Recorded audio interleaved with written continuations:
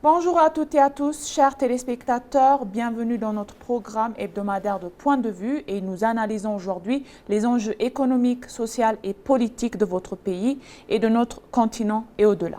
Alors dans cette nouvelle édition, nous décryptons deux dynamiques majeures qui façonnent l'avenir de l'Éthiopie.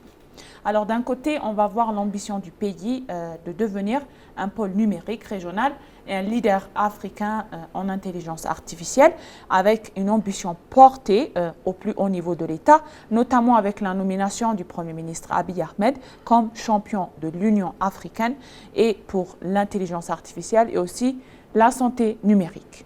Alors cette orientation se traduit concrètement par la mise en œuvre de la stratégie appelée Digital Ethiopia et développement de l'unité économique et numérique, modernisation des services publics et l'intégration des technologies dans le secteur clé comme la santé et l'éducation.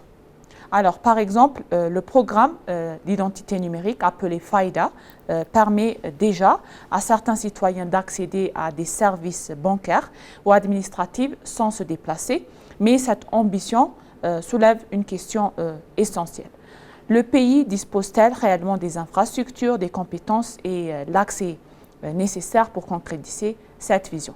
Alors, en parallèle, nous nous intéressons au rôle des parcs industriels aussi dans la transformation économique du pays, longtemps axé sur une production à bas coût et il s'agit aujourd'hui vers de plus de qualité et de valeur ajoutée. Alors, comme nous disons, le parc industriel d'Awassa, par exemple, ça a permis d'exporter des textiles dans plusieurs pays, internationalement et même ici en Éthiopie, mais ça cherche à désormais à monter en gamme. Alors, pour en discuter, chers téléspectateurs, j'ai le plaisir d'accueillir mon collègue de travail, Moubarak Moussa. Bonjour Moubarak. Bonjour Aïda et bonjour chers téléspectateurs. Voilà, donc comme tu l'as bien écouté, aujourd'hui on a deux thèmes approfondis à en discuter avec toi. Alors, commençons par le premier sujet, c'est-à-dire thème 1. Alors, tout à l'heure, j'ai bien parlé à propos de ce sujet. Alors, la question premièrement qu'on se demande, est-ce que l'Éthiopie, elle peut être une future pôle numérique africain? Et commençons par cette question fondamentale. Alors, je te demande, et je te demande aussi ton avis en même temps, l'Éthiopie peut-elle devenir un leader africain dans le domaine économique de l'intelligence artificielle? Donc, nous le savons tous, et la semaine passée, je pense, on a bien discuté à propos de ce sujet dans les médias aussi. Alors, la nomination du Premier ministre Abiy Ahmed comme champion africain, je peux le dire, de l'intelligence artificielle n'est pas anodine. Donc, elle reflète une volonté claire pour nous et de positionner notre pays au cœur de la transformation et même transformation numérique, je peux le dire, du continent.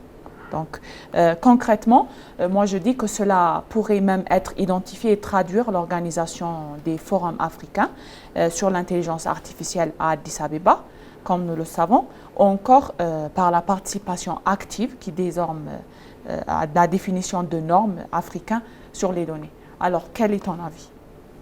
Et bon, comme tu l'as dit déjà, oui.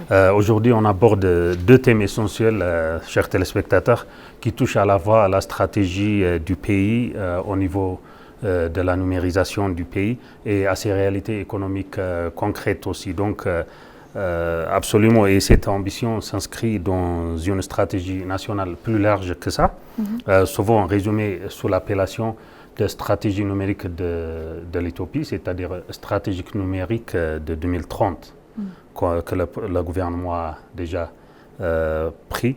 Cette stratégie repose sur plusieurs piliers.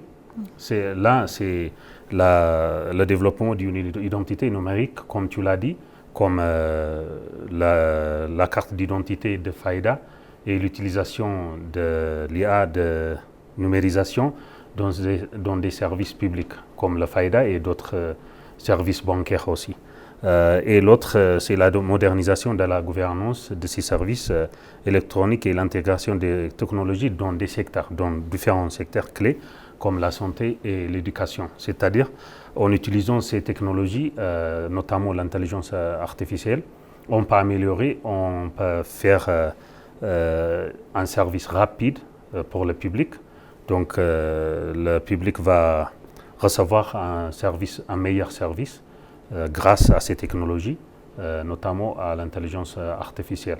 Donc le gouvernement essaie d'améliorer son service à travers ces technologies de l'intelligence artificielle, généralement de la numérisation de ces secteurs clés.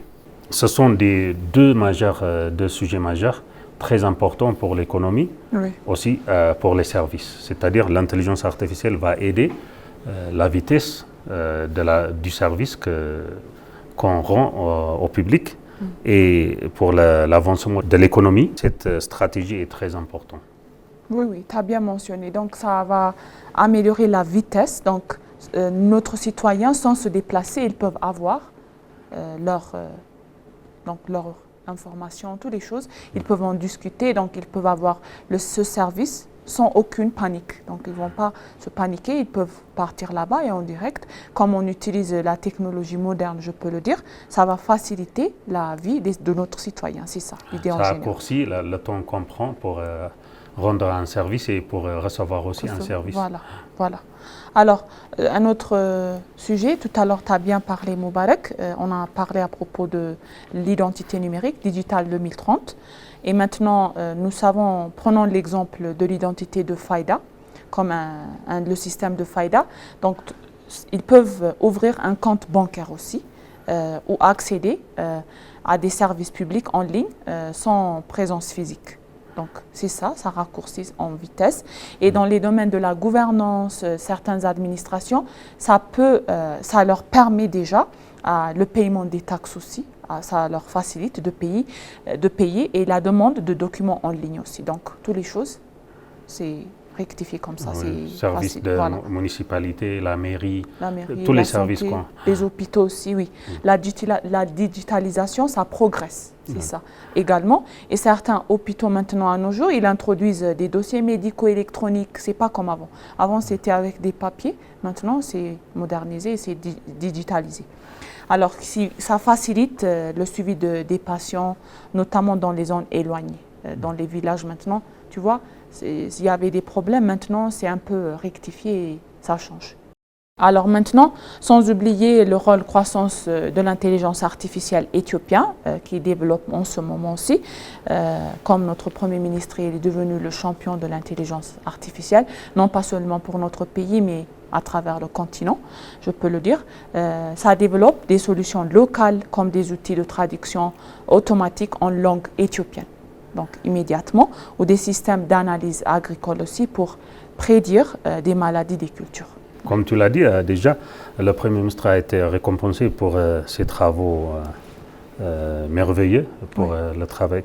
Et comme on sait, notre pays est le premier et le pionnier de l'intelligence artificielle et de la numérisation. Oui. C'est pour ça que l'Éthiopie est le premier pays qui a établi un institut d'intelligence artificielle au niveau du continent, au niveau africain. Donc on est leader depuis longtemps, c'est-à-dire depuis l'arrivée au pouvoir du Premier ministre, le gouvernement se concentre beaucoup sur la numérisation et sur la technologie en général. Donc c'est grâce à ça que le Premier ministre a été récompensé pour ses travaux. C'est la point crucial pendant longtemps. De nombreux pays africains ont été l'utilisateur et le récepteur et le consommateur, on peut dire, des technologies qui sont exportées des pays étrangers, des pays avancés, c'est-à-dire. Mais l'Éthiopie affiche aujourd'hui, contrairement à ça, une ambition différente pour devenir le leader et le créateur de ces technologies. Et aussi, qui implique non seulement de développer des solutions adaptées aux réalités locales, mais aussi de participer à la production de ces technologies mondiales d'innovation et être concurrent au niveau mondial et contribuer pour le monde aussi, pour la technologie internationale, pour contribuer et pour être concurrent au niveau mondial. Tu as bien mentionné, mais cette ambition, elle reste confrontée, donc je peux le dire, elle reste confrontée à des défis importants. Moi, je décris cela. Parce qu'il y en a beaucoup de secteurs, comme on l'a parlé tout à l'heure. C'est une très bonne idée de créer cette intelligence artificielle. Ça va améliorer, ça va changer le mode de vie de notre citoyen et notre Premier ministre aussi sera connu à travers le monde continentalement. Donc c'est un autre Cette ambition, elle reste confrontée. Oui. Oui, c'est vrai et c'est une question complexe. Sur le plan politique, il y a clairement une volonté, et c'est-à-dire une concentration sur ces technologies et aussi sur le plan stratégique, les orientations sont déjà cohérentes, c'est-à-dire claires. Mais la mise en œuvre reste un défi, comme tu l'as dit, parce que dans la mise en œuvre, il y a beaucoup de participants, il y a beaucoup de parties prenantes. Donc, toutes les parties prenantes ne sont pas égaux dans la mise en œuvre de leurs services. Donc, petit à petit, le gouvernement est en train d'améliorer ça pour arriver là où il veut arriver. C'est-à-dire, on ne peut pas réaliser les choses comme ça, mais avec l'amélioration, ça va être réalisé après quelques temps, je pense.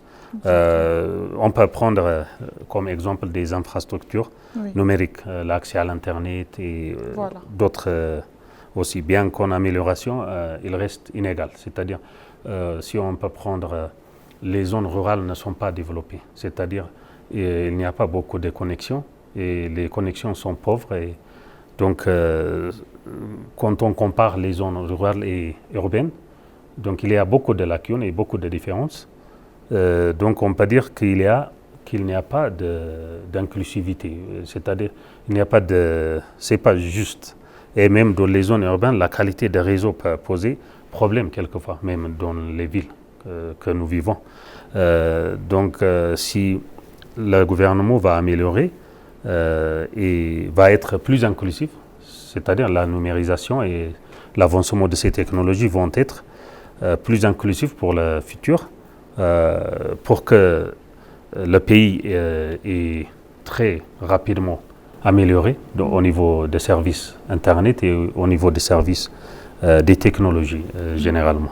L'accès à l'Internet et à l'accès à cette moderne technologie, ça va changer et ça va améliorer le mode de vie de notre citoyen. Donc, c'est la question qu'on se pose de l'inclusion numérique. Donc, Faïda, comme tu es un citoyen éthiopien Moubarak, moi aussi je suis une citoyenne éthiopienne. Chacun de nous, maintenant, on a la carte d'identité appelée Faïda, qui va changer beaucoup de choses pour nous, parce qu'on peut dire que tu pars dans les banques, dans plusieurs endroits, si tu as cela, ça permet d'enregistrer toutes les choses, toutes tes informations, ça leur permet de connaître qui on est, parce que on est facilement identifié. Voilà, identifié.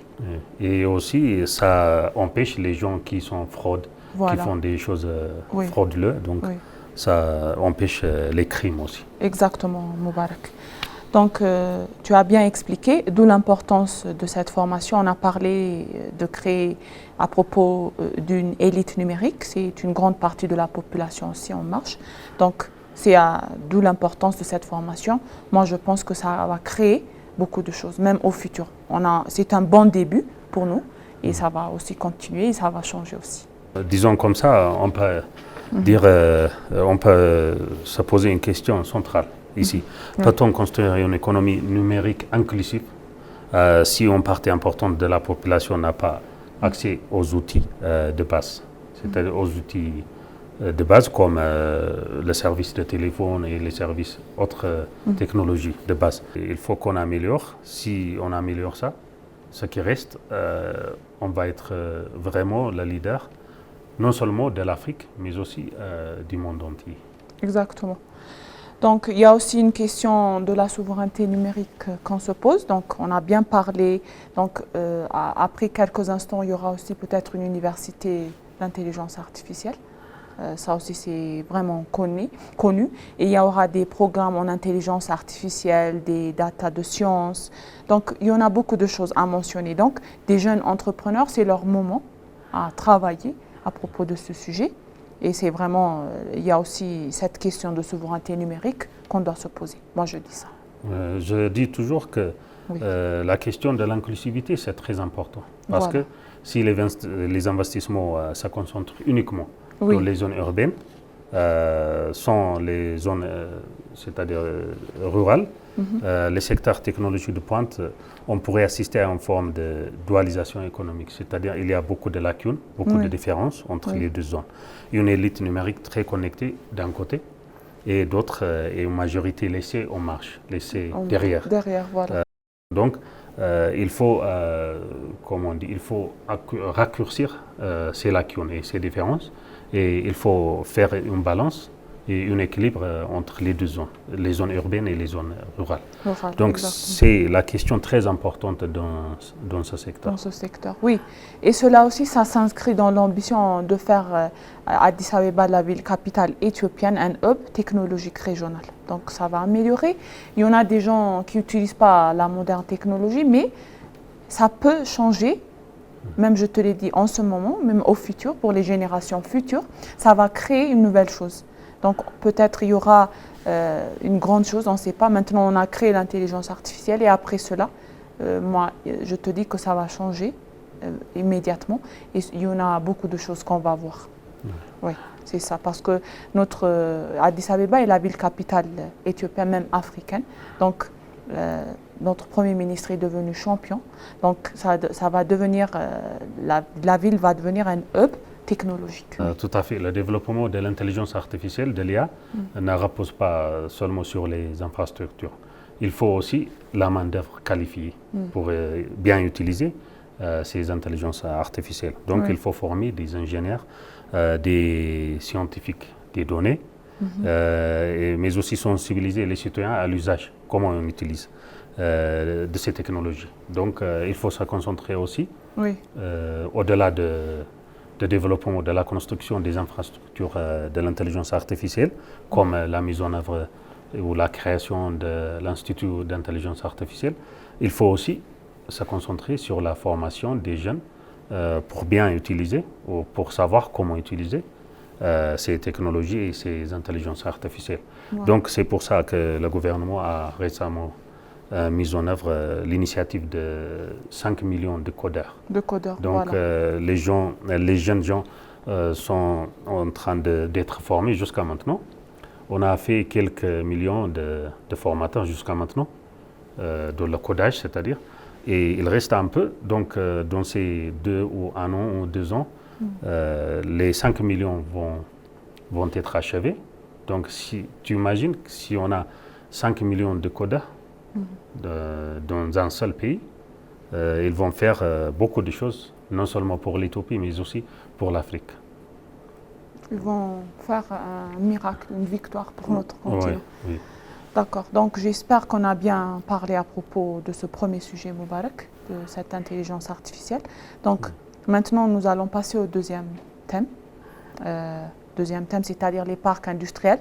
Tout à l'heure, j'ai bien mentionné le parc industriel.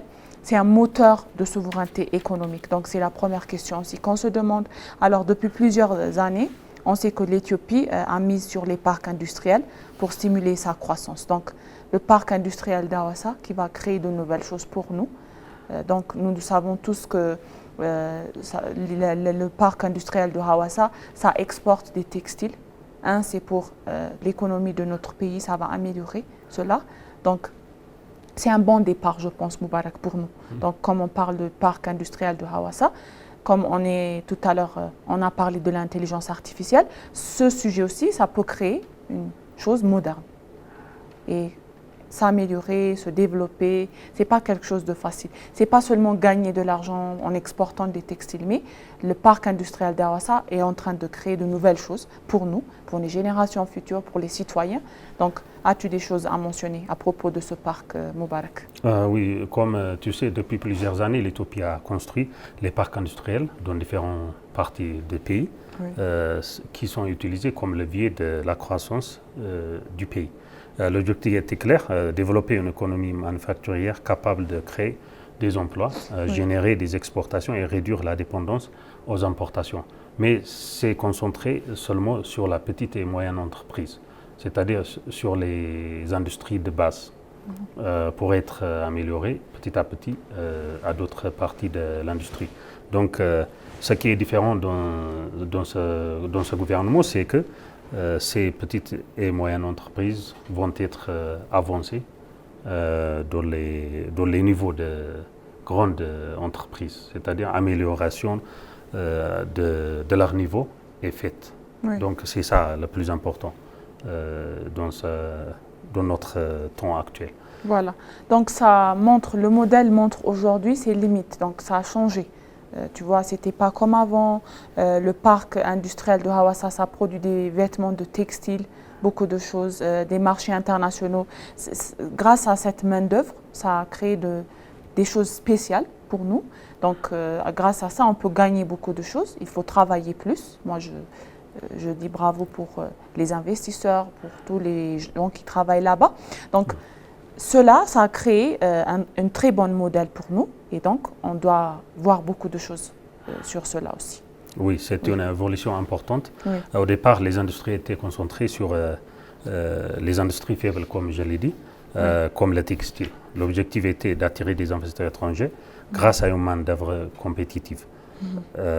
Donc, le gouvernement actuel se concentre sur l'amélioration de la capacité de ces parcs industriels, en ajoutant des valeurs. C'est-à-dire. Voilà. Donc, d'où le passage à un modèle, ça devient plus qualitatif. Moi, je pense que l'objectif, c'est de faire produire, d'améliorer ce chose en moderne technologie, en utilisant des modernes machines, beaucoup de choses quand on les exporte. Donc, ça donne un bon nom pour notre pays. Donc, comme on est connu maintenant, on est en train de se connaître plus. Donc, ça va améliorer toute notre chose et ça va changer. Et ça va être une bonne chose, ça va transformer. Par exemple, comme on produit des vêtements destinés au marché européen, ça va être avec un bon standard de qualité. Donc, tu vois, comme c'est des textiles, ça va être… Standard. Voilà, des standards et ça va être plus élevé. Moi, je dis ça. Oui, exactement. Comme la concurrence est très forte au niveau mondial, notamment avec d'autres pays à bas coût, pour rester compétitif, il faut évoluer les choses et les produits, c'est-à-dire plus sophistiqués et plus technologiques, et il faut améliorer la qualité aussi. C'est pour ça qu'on peut faire concurrence avec les autres pays avancés. Oui, cela implique aussi une montée en compétences. Donc, on a gagné notre compétence, on va améliorer. Donc, les parcs industriels, en ce moment, ils jouent également un rôle dans la souveraineté économique. Moi, je dis ça, Moubarak. Oui, si on prend au niveau des emplois aussi, ce n'est pas non seulement de créer des emplois, mais de créer des emplois qualifiés. Il faut se concentrer sur la qualité. C'est la chose différente qu'on peut voir maintenant.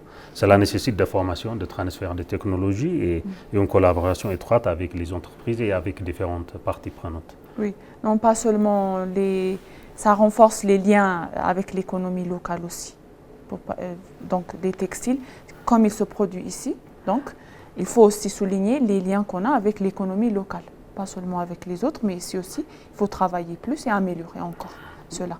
Voilà. Aussi, pour remplacer aussi les importations qu'on fait, c'est très important. C'est très important. Les exportations, il reste également un enjeu clé. Donc, ça joue un rôle majeur pour cela. Et c'est la question de durabilité qui se pose. Donc, cela, ça a créé aussi beaucoup de choses. Et absolument, moi, j'ai quelque chose à dire aussi. Certaines industries, ils consomment beaucoup d'eau et ils génèrent de la pollution. Donc, il devient donc nécessaire d'adopter des normes environnementales plus strictes pour cela et des technologies plus propres. Voilà, c'est ici qu'on a besoin d'utiliser des modernes technologies.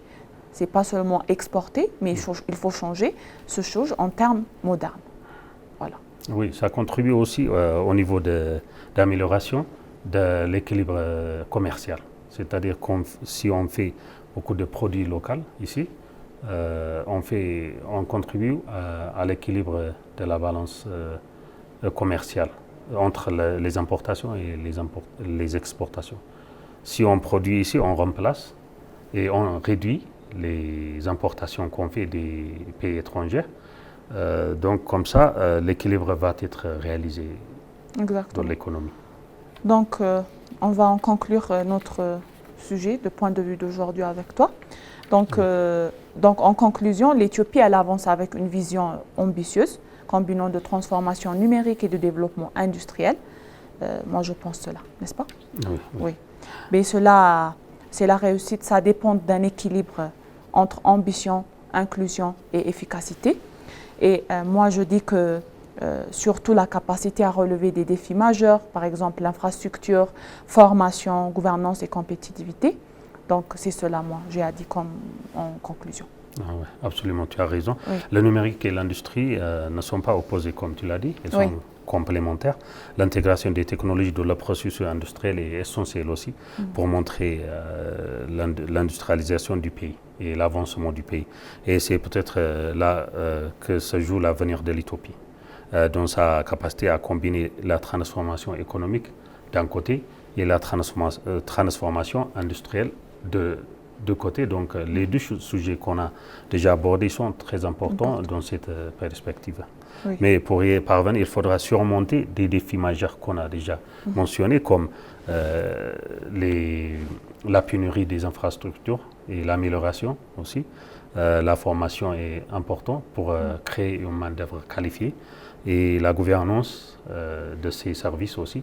Et la compétitivité, donc il faut être compétitif, notre pays doit être compétitif pour être concurrent au niveau mondial, en améliorant la qualité et en ajoutant aussi de valeur dans ces produits. Oui, donc merci Moubarak pour cet échange riche et clair, tu as bien mentionné. Et merci à toi aussi. Oui. Merci à vous et à toutes chers téléspectateurs d'avoir suivi notre programme d'aujourd'hui. Donc rendez-vous à la semaine prochaine pour une nouvelle édition de Point de vue. Donc je vous remercie pour avoir écouté notre programme. Donc, je vous souhaite une bonne journée et au revoir.